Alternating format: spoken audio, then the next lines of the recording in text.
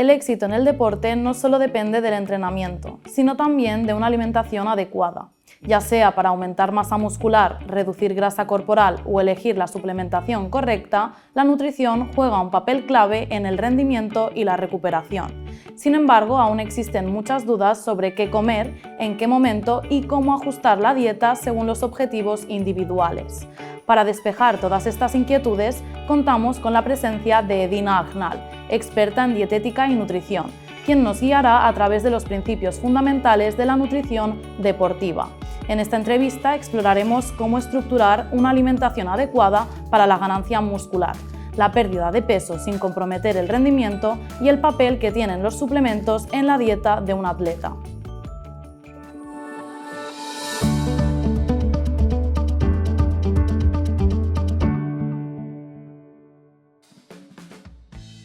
Bienvenida, Edina. Es un honor tenerte aquí un día más con nosotros. Muchas gracias, Gemma, igualmente. Para empezar, nos gustaría empezar hablando de la ganancia muscular. ¿Cómo nos ayuda la alimentación en este proceso? La alimentación es una parte fundamental para ganar masa muscular porque es nuestro combustible. O sea, sin alimentación no podremos generar nuevos tejidos y además la necesitamos para regenerar de nuevo el músculo que rompemos a la hora de hacer ejercicio de fuerza, y la necesitamos para nutrirnos y para mantenernos vivos. O sea, que necesitamos alimentación para todos los procesos vitales que hacemos. Por lo tanto, ¿qué alimentos dirías que son imprescindibles para llegar a ese objetivo? Pues en primer lugar, todos, o sea, todos los alimentos, al final, los saludables y los naturales, pero sobre todo son las proteínas, porque las necesitamos para construir músculo y para mantenernos con energía. Los carbohidratos complejos, que los necesitamos muchísimo para la energía a la hora de hacer actividad física. Las grasas también son muy importantes y sobre todo las verduras, las frutas, todos los demás, porque nos aportan macronutrientes y micronutrientes esenciales. Hablabas de la proteína. ¿Cuánta proteína necesita realmente una persona que busca desarrollar músculo? Pues depende mucho del peso que tenga la persona y de su actividad física diaria. Por ejemplo, un atleta profesional necesitaría a partir de 2 gramos de proteína, 2,5 gramos de proteína por cada kilo de peso. Sin embargo, una persona que entrena 4 días a la semana y su objetivo es ganar masa muscular, necesitaría entre 1,6 y 1,8 gramos de proteína por cada kilo de peso. Hablemos ahora de los carbohidratos. ¿Qué papel juegan en el crecimiento muscular? Como te comentaba, los carbohidratos son muy importantes para darnos energía. Al final, cuando vamos al gimnasio estamos gastando mucha más energía de la que gastamos aquí sentadas. Entonces, los carbohidratos es esa fuente de energía, es ese combustible que nos ayuda a mantenernos activas y dar el 100% de nuestros entrenamientos y demás. Y también son muy importantes para la reparación muscular y para muchos otros procesos metabólicos. Volviendo ahora a las proteínas, ¿cuáles dirías que son las mejores fuentes de proteína para un deportista? Pues cualquiera que tenga un perfil de aminoácidos completo, que como serían la carne, el pescado, carnes magras, también serían derivados como lácteos y huevos, y pescados azules, que además también aportan un gran porcentaje de grasas saludables. Luego, en cuanto a las vegetales, serían los derivados, por ejemplo, el tofu, el tempeh, el seitán, otros productos comercializados a día de hoy como serían la hebra y demás. Y luego, por último, las legumbres, que también aportan bastante proteína y además aportan también carbohidratos complejos. Sí que es cierto que las legumbres como tal, la mayoría no tienen un perfil de aminoácidos completo, pero si las combinamos con cereales, allí conseguimos el perfil completo y son súper nutritivas y de proteínas completas de buena calidad. Y siguiendo en esta línea, ¿qué tan importante es el consumo de grasas en una dieta para la ganancia muscular? Las grasas son muy importantes. Hay mucha gente que cuando busca ganar masa muscular y perder grasa, que suele estar bastante acompañado, intenta eliminar las grasas de su dieta porque creen que grasa directamente se convierte en grasa para nuestro cuerpo. Pero no tiene ningún fundamento, sino que las necesitamos para muchísimos procesos de nuestro cuerpo. Además, son esenciales para nuestras hormonas, tanto la de crecimiento como la testosterona, que son muy importantes a la hora de generar masa muscular. Y también son antiinflamatorias, son buenas para nuestro cerebro, buenas para nuestra salud articular, o sea que las necesitamos para todo. Y en cuanto al consumo diario, yo creo que recomendaría un 25% de nuestra ingesta diaria que venga, o sea, de las calorías que tenemos que comer cada día, que el 25% venga de las grasas. Si bien es cierto que este porcentaje se tendría que adaptar a las necesidades de cada persona y a sus objetivos. Sabemos que la ventana anabólica es el periodo posterior al entrenamiento en el que el cuerpo optimiza la absorción de nutrientes para la recuperación y el crecimiento muscular. ¿Es eso cierto? Y entonces, ¿qué deberíamos comer en ese momento? Los últimos estudios dicen que no es tan importante lo que comemos. O sea, esta ventana anabólica se ha hablado muchísimo de ella, pero los últimos estudios dicen que no es tan importante lo que comemos justo después del entrenamiento como lo que comemos a lo largo del día. Al final, a nuestro cuerpo estamos dando nutrientes durante todo el día, mientras estamos despiertos. Por lo que es igual de importante lo que comamos justo después que lo que comamos a lo largo del día. Así que yo no me centraría en eso, pero sí que es cierto que después de entrenar, nuestras cargas de glucógeno del músculo se han perdido, se han ido, más que nada porque las hemos utilizado como energía. Entonces, justo después de entrenar sería ideal darnos un alimento que tenga alto contenido en proteínas para fomentar esa síntesis de nuestra masa muscular y la regeneración del tejido. Y por otro lado, los carbohidratos también para recuperar el glucógeno que hemos perdido. ¿Y cómo debemos distribuir las calorías diarias en ese caso? ¿Nos puedes poner algún ejemplo? Sí, las calorías diarias las podemos distribuir, serían un 50% de las calorías que comemos que vengan de carbohidratos, siempre que sea posible complejos. Después, como te comentaba, un 20 o un 25% de grasas y el resto de las proteínas. Todo esto se tiene que ir adaptando según las necesidades de cada persona y los objetivos. Entonces, a lo largo del día, la comida más importante debería ser la del mediodía, la que tenga el 30-35% de las calorías del día que vayamos a consumir. Luego el desayuno también es muy importante, si podemos empezar el día con un buen desayuno saciante, proteico, sería esencial. Hay gente que no desayuna, tampoco hay ningún problema, si almorzamos un poco más tarde o si hacemos una comida un poco más completa. Y luego merendar algo, depende, si entrenamos por la tarde, por ejemplo, pues sería ideal merendar después de entrenar, lo que te comentaba en la pregunta anterior, proteínas, carbohidratos para recuperarnos y luego una cena un poquito más ligera para también favorecer un sueño de calidad, que es muy importante para nuestra recuperación. Para la ganancia muscular, ¿es igualmente importante el cardio que el ejercicio de peso o músculo? Es mucho más importante el ejercicio de fuerza, el de cardio también es muy importante porque al final nos mantiene sanos, mantiene nuestro sistema cardiorrespiratorio en perfecto estado. Pero sí que es verdad que el más importante es el ejercicio de fuerza, porque es allí donde rompemos las fibras musculares y nuestro cuerpo detecta esa rotura y entonces envía nutrientes para aumentar la masa muscular y fortalecer ese músculo para la próxima vez que entrenemos esté más preparado para afrontar el ejercicio. Entonces, siempre el más importante sería el ejercicio de fuerza. Pero sí que es cierto que tanto el cardio como el ejercicio de flexibilidad son muy importantes también para mantenernos sanos. Al final no todo es ganar masa muscular, sino ganar salud. ¿Y qué tiempo invertirías en cardio, ejercicio de musculatura y flexibilidad? Vale, depende mucho de los objetivos de cada persona, pero yo invertiría sobre todo, si digamos que vamos a dedicar 10 horas al entrenamiento semanal, de esas 10 horas haría 6 horas de fuerza o 7 horas de fuerza incluso. El resto haría 1 hora de flexibilidad dividida en varios días. Podemos empezar con ejercicios de movilidad por la mañana o por la noche antes de dormir. También ejercicio de movilidad antes de cada entrenamiento de fuerza para activar la musculatura y proteger las articulaciones.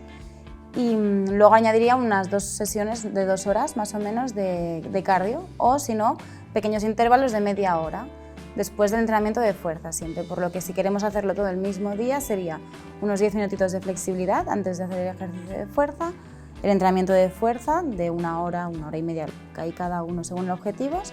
Y luego podríamos hacer un poco de cardio. Paralelamente, ¿cómo afecta el sueño y el descanso a la absorción de los nutrientes y el desarrollo muscular? Afecta muchísimo, necesitamos dormir bien, necesitamos dormir entre 7 y 9 horas cada noche, porque es durante el sueño que nuestro cuerpo absorbe mejor los nutrientes, es durante el sueño que nuestro cuerpo sintetiza toda la proteína que hemos consumido y ayuda a los músculos a recuperarse y a endurecerse y a hacerse más grandes. Y también va muy bien, por supuesto, para nuestra salud mental. Si no dormimos bien, al día siguiente estaremos agotados, no nos apetecerá ir al gimnasio, no nos apetecerá hacer nada, así que la salud, el descanso es muy importante. Y mucha gente que va muy acelerada y dice, entreno 3 horas y trabajo 10 y no llego a nada, pero no importa porque lo hago bien, y no. Si no descansas, todo el esfuerzo que estás haciendo no será en vano, pero sí que es verdad que no le sacarás tanto provecho como podrías hacer si dejaras que tu cuerpo descanse como necesita. ¿Qué errores crees que se cometen con más frecuencia quienes intentan aumentar su masa muscular?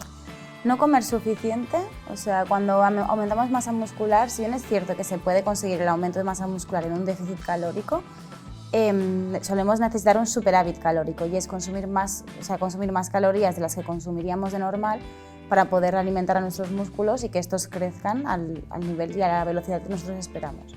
Entonces, uno de los problemas sería no comer lo suficiente. Otro problema sería no entrenar lo suficiente. 1 hora a la semana será ideal para mantenerse, si ese es tu objetivo. Pero si lo que buscamos es ganar muchísima masa muscular, necesitamos muchas horas de entrenamiento a la semana, unas 4 o 5, pero bueno, ya son 4 o 5 horas mínimo. Y constancia, hacerlo cada semana, que es lo más difícil, es hacerlo cada semana. Al final, eso es uno de los grandes errores, que es que nos empezamos a entrenar, no vemos resultados al mes, incluso puedes no ver muchos resultados, y tiramos la toalla. Entonces sería otro y otro sería uno de los errores más frecuentes a la hora de ganar masa muscular, sería no aplicar sobrecarga progresiva, ya sea aumentando los kilos que levantamos, como aumentando las repeticiones, o por un lado o por otro tenemos que darle cada semana, si es posible, un pequeño aumento a nuestro entrenamiento de fuerza. Si por ejemplo yo esta semana entreno fuerza, entreno sentadillas, digamos que hago una sentadilla con 2 pesas de 5 kilos cada una, pues la semana siguiente vamos a probar de hacerlas con una pesa de 6 y 6 kilos. Si veo que no puedo, pues vuelvo a las de 5 e intento añadir un par más de repeticiones, o sea, aplicar la sobrecarga por un lado o por el otro, porque si no nuestro músculo se acostumbra al estímulo y se va a quedar siempre igual. Y eso es ideal para el mantenimiento, pero cuando el objetivo es ganar fuerza, necesitamos aplicar constantemente esta sobrecarga que te comentaba. Y luego también el descanso, que ya me has preguntado antes, pero insisto, descansar muy bien y darnos días de descanso para podernos recuperar al 100%. Y para cerrar el tema de la ganancia muscular, ¿nos podrías aclarar si se puede ganar músculo con una alimentación vegana o vegetariana? Si es así, ¿cómo lo haríamos? Por supuesto que se puede, siempre y cuando consumamos la proteína que necesitamos. Todo lo que hemos repasado en esta entrevista podemos aplicarlo en una dieta vegetariana o vegana estricta sin ningún problema, pero siempre centrándonos en el consumo de proteínas, consumir los gramos por kilo de peso que necesitamos para nuestro cuerpo y nuestro objetivo, consumir carbohidratos complejos, legumbres y demás, consumir grasas saludables, frutos secos, aceite de oliva virgen extra, aguacate, y consumir también muchas verduras y frutas para todos los micronutrientes que necesitamos para sintetizar mejor los macronutrientes y también mantener a nuestro cuerpo sano y saludable. Entonces no habría ningún problema, pero hay que tener cuidado con la alimentación, igual que si fuera omnívora, que también tenemos que vigilar las proteínas y demás. Y muy relacionado con la ganancia de masa muscular está también la pérdida de grasa. Entre la población general está muy interiorizada la creencia de que para que una persona con sobrepeso pueda tener un cuerpo normativo o atlético, el objetivo es bajar de peso. Pero esto realmente no es así, ¿verdad? ¿Qué diferencia hay entre perder peso y perder grasa? Cuando nos subimos a una báscula y esta báscula marca un número, ese número está formado por nuestra grasa, nuestros huesos, nuestros órganos, todo lo que somos está reflejado en ese número. Si nuestro objetivo es bajar 10 kilos, independientemente de lo que sea, vamos a perder agua, vamos a perder masa muscular. Si tú te pesas y ves, hostia, he bajado 10 kilos, vale, enhorabuena, pero esos 10 kilos ¿de qué son? ¿Son de grasa? ¿O también has perdido masa muscular por el camino, has perdido agua y has perdido otros elementos que necesitas? Entonces, la prioridad siempre tiene que ser y el enfoque siempre tiene que ser a la pérdida de grasa, no a la pérdida de peso. ¿Y cómo se relaciona esto con la ganancia de masa muscular? Pues hay mucha gente que cuando intenta perder grasa y ganar masa muscular a la vez, llega a la frustración porque ve que el número de la báscula no baja. Por eso también son muy importantes las básculas que te miden la bioimpedancia, que es saber el porcentaje de grasa, el porcentaje de masa muscular que tienes en tu cuerpo, porque allí sí que ves los resultados y ves que tu composición corporal está mejorando, que estás perdiendo grasa y estás aumentando masa muscular. Entonces se pueden hacer, sí que es un poquito más complejo por el tema del déficit calórico, pero si entrenamos fuerza y ponemos el foco en entrenamiento de fuerza y alimentación sin un déficit calórico extremo, se puede conseguir perfectamente. Hablabas del déficit calórico. ¿Cuánto influye en la reducción de grasa y cómo se calcula correctamente? Yo siempre recomiendo ir a un profesional para calcularlo. Al final el déficit calórico es comer menos calorías de las que nosotros consumimos cada día. Entonces, las calorías que tú gastas de por sí se calculan teniendo en cuenta tus calorías basales, que son las calorías que tú consumes por el simple hecho de estar viva y moverte un poquito y respirar y hacer tus procesos. Y luego están las calorías que van relacionadas con la actividad física que tú haces. Si eres una persona sedentaria, vas a tener menos calorías relacionadas con la actividad física. Si eres una persona que por la mañana sale a correr, luego subes siempre por las escaleras, tienes un NEAT activo, que es la actividad física fuera del gimnasio, el hecho de estarte activo, y luego además también entrenas, vas a tener más calorías aquí. Entonces se tiene que calcular el total de estas calorías y aplicarse un déficit calórico de unos 300-500 calorías al día, pero siempre con cuidado y con atención profesional, porque si nos pasamos de déficit calórico también nuestro cuerpo entra en modo ahorro, entonces se complica un poco más y también podemos tener carencias nutricionales bastante graves. ¿Y crees que se puede perder peso sin reducir el consumo de carbohidratos? Sí, no había ningún problema. Sí que es verdad que lo ideal sería centrarnos siempre en carbohidratos complejos, eliminar en lo máximo posible los carbohidratos refinados, el azúcar simple, las harinas refinadas y demás, porque esto sí que es verdad que no nos aportan gran valor nutricional y nos aportan calorías vacías, por así decirlo. Pero si priorizamos carbohidratos complejos, arroz integral, quinoa, verduras, frutas, legumbres, panes integrales y demás, es perfectísimo y no tenemos ningún problema a la hora de perder peso si seguimos consumiendo los porcentajes que te comentaba antes. Y en cuanto a las grasas saludables, ¿se deben seguir consumiendo si nuestro objetivo es perder grasa? ¿Por qué? Sí, porque como te comentaba antes, en la masa muscular las grasas hacen muchísimas funciones en nuestro cuerpo, desde las hormonas metabólicas que te comentaba, la de crecimiento y la testosterona, como la absorción de nutrientes, de las vitaminas liposolubles, nuestra salud articular, nuestra salud cerebral, el transporte de nutrientes por el organismo, o sea que las grasas son esenciales para nuestra salud y no podemos eliminar ningún macronutriente de nuestra dieta, ni grasas, ni carbohidratos, ni proteínas. Necesitamos los tres para mantenernos vivos y mantenernos sanos, sea cual sea nuestro objetivo. Entonces yo no eliminaría nunca las grasas, sí que es cierto que igual que los carbohidratos, optaría siempre por grasas saludables de buen valor nutricional, que serían los que te comentaba antes, sería eliminar las trans y las saturadas y quedarnos con las grasas saludables, que es aceite de oliva, frutos secos y demás que hemos comentado. Antes has comentado los macronutrientes más importantes para la ganancia muscular. En el caso de pérdida de grasa, ¿cuáles serían los porcentajes? Los porcentajes serían un poquito diferentes. Antes comentábamos que sería el 50% de los carbohidratos y entre el 20-25% de grasas y el resto de proteínas. En una pérdida de grasa, aumentaríamos las verduras y las frutas, intentaríamos reducir un poquito los carbohidratos complejos y mantendríamos el nivel de proteína y también reduciríamos un poquito las grasas, pero no en exceso. Pondríamos, por ejemplo, 20% de grasas, subiríamos carbohidratos a 60, pero en esos carbohidratos incluiríamos mucha más fruta y verdura y luego mantendríamos las proteínas tal y como estaban. ¿Y qué tipo de carbohidratos son más recomendables para quienes buscan la pérdida de grasa corporal? Pues de nuevo los carbohidratos complejos, todas las legumbres, todas las frutas y todas las verduras y los alimentos de harinas integrales son ideales porque son los que nos dan mayor valor nutricional por gramos de alimento y son los más saludables para nuestro organismo en general. ¿Es recomendable hacer ayuno intermitente para la pérdida de grasa en deportistas? Puede ser una herramienta útil, sin embargo tampoco es tan diferente el resultado que obtendríamos de una persona que hace ayuno y la persona en la que no. El ayuno intermitente se utiliza para acortar el periodo en el que ingerimos alimento. El más popular es el del 18-8, que son 8 horas comiendo y 16 horas de ayuno. Entonces, claro, al reducir un poco la ventana en la que ingerimos alimento, también reducimos las calorías, siempre y cuando lo hagamos con cabeza y no estemos en plan, vamos a comer de todo estas 8 horas que podemos. Para deportistas depende del nivel de entrenamiento. Sí que es verdad que entrenar, por ejemplo, a primera hora de la mañana hay muchas personas que lo hacen en ayunas porque no les apetece desayunar o porque si desayunan después como que les duele la barriga al entrenar y demás y no habría ningún problema.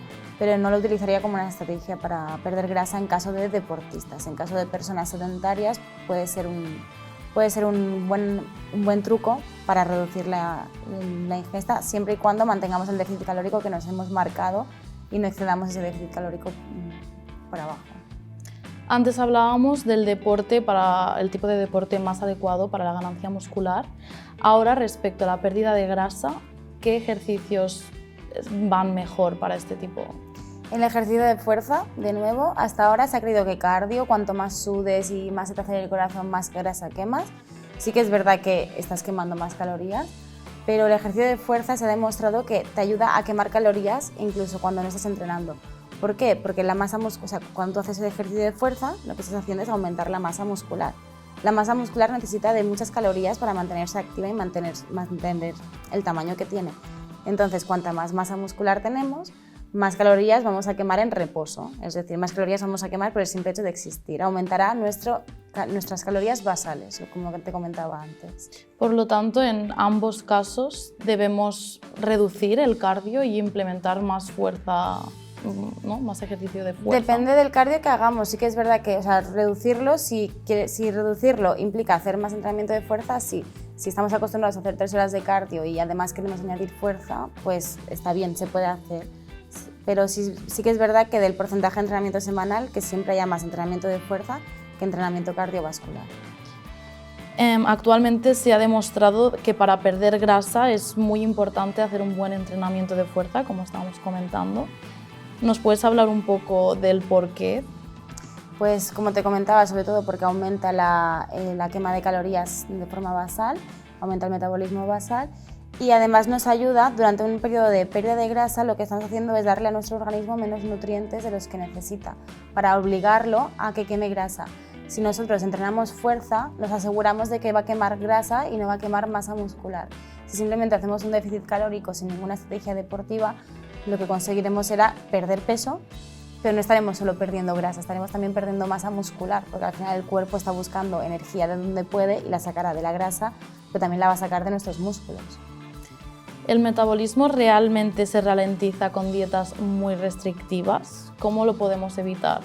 Se ralentiza porque a tu cuerpo le estás dando menos de lo que necesita y no entra en modo ahorro, como probablemente se dice, pero es una forma de expresarlo que es bastante fácil de entender. Entra en un modo de, hostia, no estoy comiendo todo lo que necesito, voy a intentar gastar menos de lo que gastaría de normal porque necesito mantener viva a esta persona durante el tiempo que pueda hasta que encuentre alimento. Al final es algo bastante primitivo de nuestro cuerpo. Entonces, sí, lo que se podría hacer para evitar esto sería, como te comentaba, hacer un déficit, un poco de déficit, no hacer déficits calóricos muy severos, porque eso hace que peligre nuestra salud y que, por supuesto, entremos antes en este modo. Y luego también el entrenamiento de fuerza, como ya te comentaba, y luego también hacer un día de descanso, o sea, hacer un día o un par de días a la semana en los que comamos las calorías que nuestro cuerpo necesita de verdad. Si, por ejemplo, nuestro cuerpo necesita 1.800 calorías y estamos en un déficit de 1.400, 1.500, pues un día a la semana consumir esas 1.800 calorías para decirle a nuestro cuerpo, tranquilo, no pasa nada, vamos a seguir comiendo, no te preocupes. Y siempre que esas calorías extras vengan de alimentos saludables. ¿Qué estrategias pueden ayudar a controlar el hambre en un proceso de pérdida de grasa? El consumo de proteína es esencial, más que nada porque nos mantiene saciados durante más tiempo. Consumir un buen desayuno también es ideal porque cuando no comemos nada por la mañana llegamos a la hora de comer con mucha más hambre. Si tú vas haciendo pequeñas comidas, por ejemplo, empiezas el día con un bocadillo de tortilla de huevo, con unas claras de huevo además para darle una extra de proteína, ya has empezado el día con un alimento muy saciante que te va a mantener lleno durante más tiempo. Luego, si a media mañana tienes más hambre, pues comer unos frutos secos, que son grasas saludables, también sacian, con una fruta. Y también, y ya estaría, sobre todo eso. Y para no tener hambre, comer lo que necesitamos, no hacer déficits severos, porque en ese caso sí que tendremos hambre y llegará un punto en el que caeremos en el rebote porque nos excederemos, porque estamos tantos días comiendo poco que a la que nos despistemos comeremos más de la cuenta y no servirá de nada todo el esfuerzo. La hidratación también la debemos tener en cuenta. ¿Cómo influye en el rendimiento y la pérdida de grasa? Necesitamos agua de nuevo para un montón de procesos, pero entre ellos está la oxidación de grasas, favorece el transporte de nutrientes, por lo que llegarán antes al músculo y a donde querramos.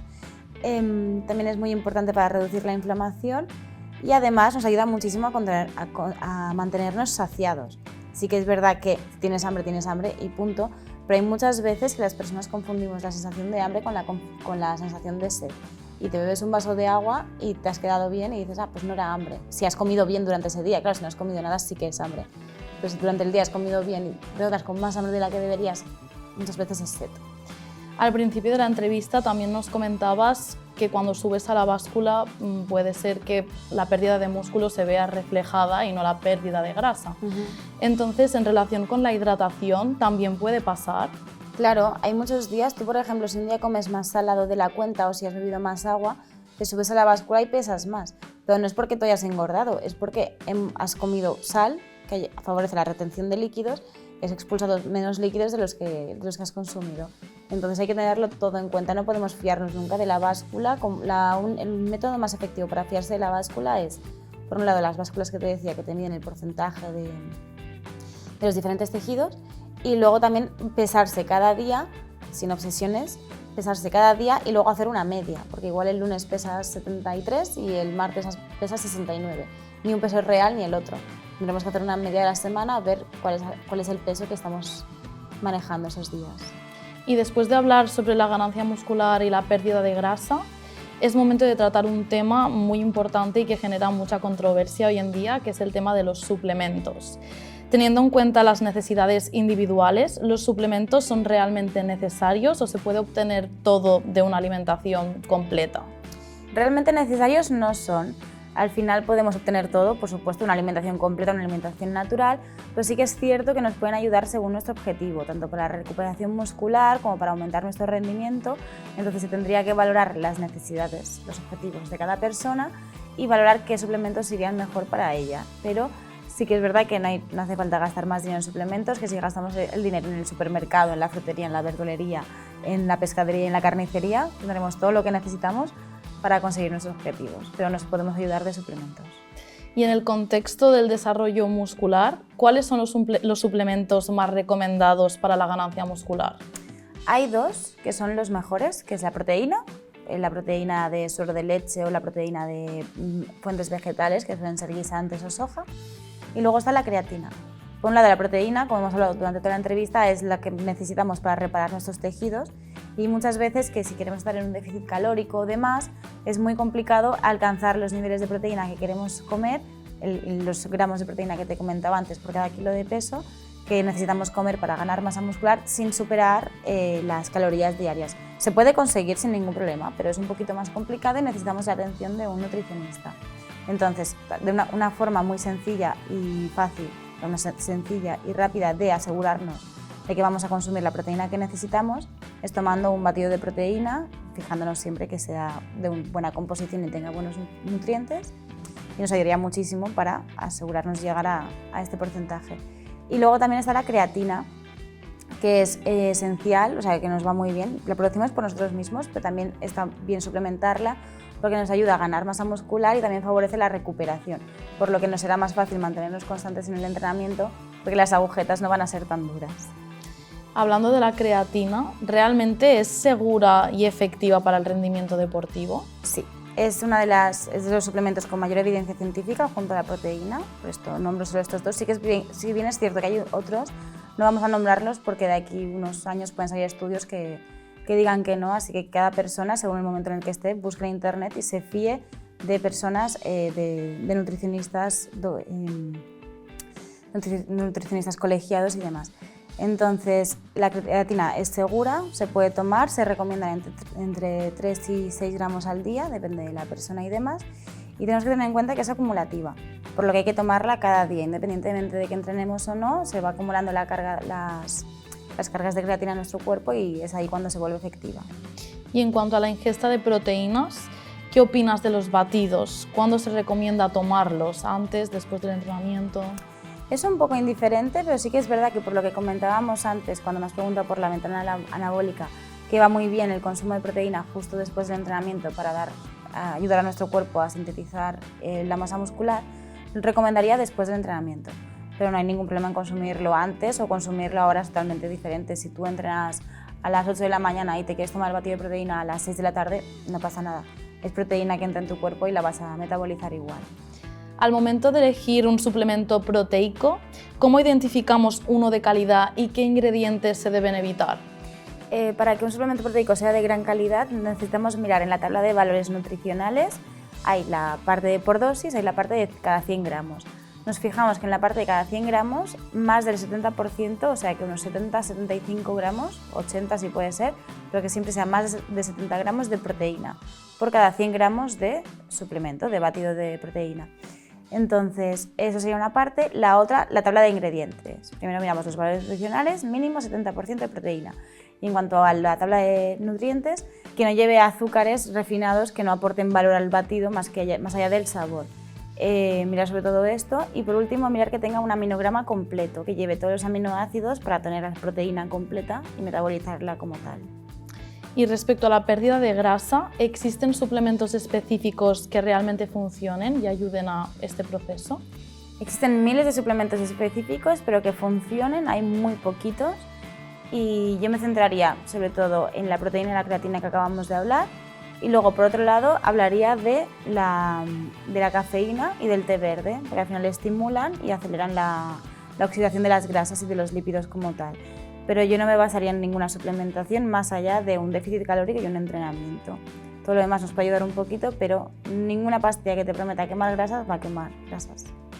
Y en términos de recuperación muscular, ¿qué son los aminoácidos de cadena ramificada?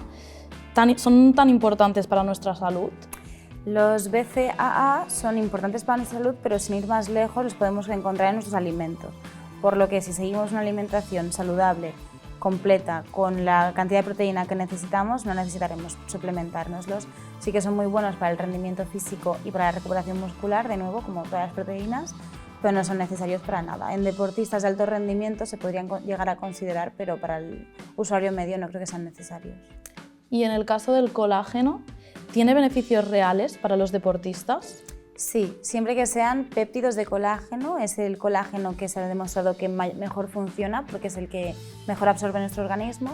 Entonces el colágeno se encarga de cuidar nuestras articulaciones y nuestros tendones, por lo que en deportistas de alto impacto sería muy bueno tomar un suplemento de colágeno para asegurarnos de que nuestras articulaciones, tobillos, rodillas, no van a sufrir durante el entrenamiento y se van a mantener saludables durante más tiempo. Desde tu experiencia, ¿cuáles son los errores más comunes al tomar suplementos nutritivos? Pues los errores más comunes son unos cuantos, pero podríamos empezar por el hecho de creer que tomando un suplemento podemos sustituir una comida. No habrá ningún suplemento que pueda sustituir una fruta, una verdura, una pieza de proteína de buena calidad, carbohidratos complejos.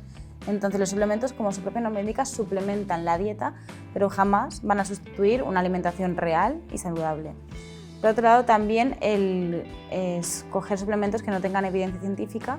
Al final yo me centraría en los que he comentado en esta entrevista, o si quieren indagar más en internet hay muchísima información, muchísimos estudios que cuentan cuáles son los mejores suplementos, pero centrarnos siempre en los suplementos de evidencia científica y no tirar el dinero en suplementos que prometen milagros y que no lo van a conseguir.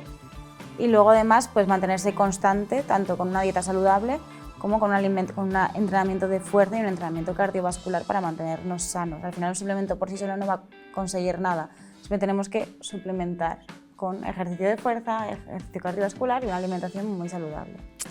Finalmente, ¿qué consejos darías a alguien que se está iniciando en el mundo del deporte y quiere optimizar su alimentación para mejorar su rendimiento y alcanzar sus objetivos de forma saludable?